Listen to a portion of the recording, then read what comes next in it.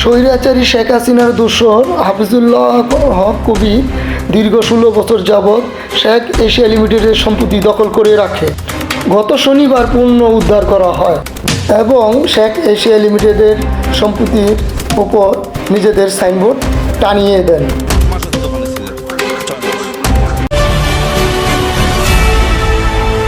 আসসালামাইকুম, খবর পড়ছি নাহিদা ইসলাম এখন সংবাদ থেকে। বিস্তারিত খবর ভিডিও ফুটেজে। ডেট করছে আমি 2 বছরের। 7 লাখ টাকা দিয়েছি, 8 লাখ টাকা আমার দিয়ে দিয়েছে। কাকে দিয়েছেন টাকাটা? কবির সাহেবের। কিভাবে দিয়েছেন? মানে একটা দিয়েছেন নাকি টাকাটা ভাগে দিয়েছেন? না, 2 বাংলায় দিয়েছি। ডিটটা কি স্ট্যাম্পের মধ্যে হয়েছিল? স্ট্যাম্প হয়েছে আমার সাথে। কত স্ট্যাম্পের মধ্যে হয়েছিল? 8 লাখ, এখন 100 টাকা স্ট্যাম্প হয়েছে। 100 টাকা ভাড়া তো ওনার কাছে দিয়েছেন না? হ্যাঁ, তোমার কবির সাহেবের। দোকান বরাদ্দর নামে টাকা পয়সা লুটে নিয়ে গেল। দর্শক, এইমাত্র আপনারা জানতে পারলেন ভুক্তভোগীর কথা।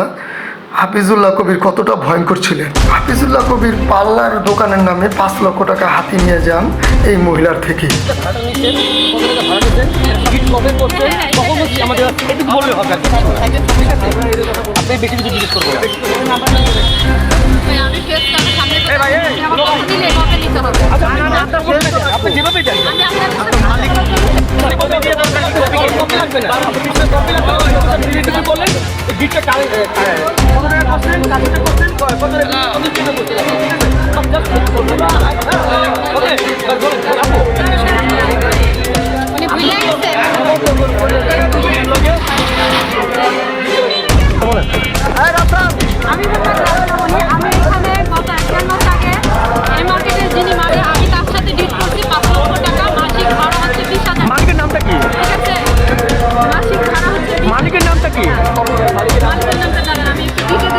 আপনারা ইতিমধ্যে জানতে পারছেন যে ভাই, এই যে পিছনে যে আমাদের জমিটা, এটা হচ্ছে সরকারি একটা অপ্রকৃত সম্পত্তি।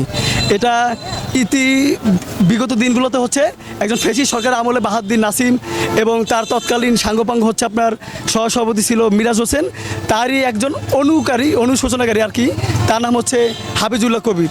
সে ইতিমধ্যে এটা ভোগ দখল করে আসতেছে দীর্ঘদিন যাবৎ, জোরপূর্বকভাবে এটা দখল করে আসতেছে।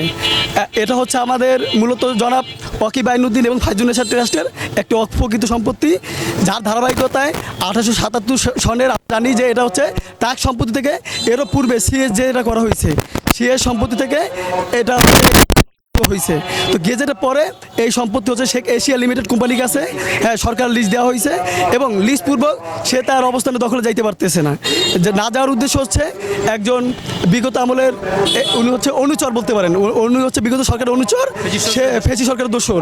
সে রাতারাতি ভয়ভীতি দেখায় এবং এর কারণে সে একাধিকবার মামলা করার চেষ্টা করছে, কিন্তু তার নামে হচ্ছে আমরা ইতিমধ্যে দেখতে পাচ্ছি 2টা মামলা আছে, একটা ধর্ষণ মামলা এবং আরেকটা হচ্ছে আপনার কোর্টে সিআর মামলা 1881, আর একটা হচ্ছে আপনার রাজনৈতিক মামলা আছে তার নামে।